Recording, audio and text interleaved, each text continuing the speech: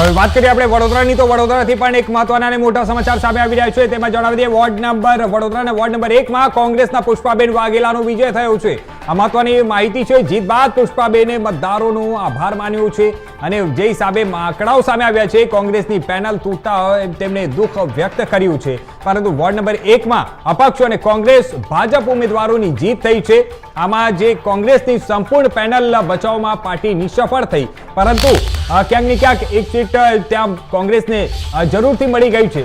Vadodara ward number 1 માં કોંગ્રેસના પુષ્પાબેન વાઘેલાનો ભવ્ય વિજય થયો છે અને વિજય બાદ તેમણે ત્યાં મતદારોનો આભાર માન્યો છે। તો આ મહત્વની માહિતી છે વડોદરાથી।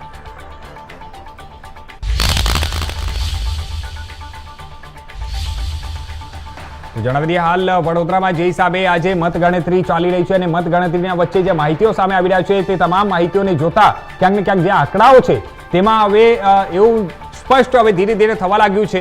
જણાવી દઈએ આ વખતે ફરી એકવાર ગુજરાતમાં કેસરીઓ લહેરાયો છે, જ્યાં ભારતીય જનતા પાર્ટી તેને ભવ્ય જીત મેળવી હોય તે પ્રકારના પણ દ્રશ્યો સામે આવી રહ્યા છે।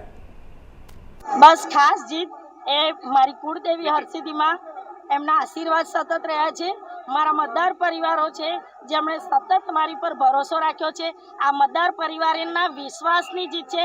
હું માત્ર એક નિમિત્ત છું, એમની સેવક છું। સેવક બનીને મેં ફક્ત સેવા કરી છે અને દરેક મતદાર પરિવારને એ ખબર છે કે ક્યાંય પુષ્પા વાઘેલામાં ઘમંડ નથી આવ્યો, ક્યાંય મેં અનીતિ નથી કરી કે ક્યાંય મેં મારી પ્રજાની સેવામાં ચૂક નથી કરી। તો આ મતદાર પરિવારના વિશ્વાસની જીત છે। આનો શ્રેય હું મારા મતદાર પરિવારોને, મારા સમાજને આપું છું।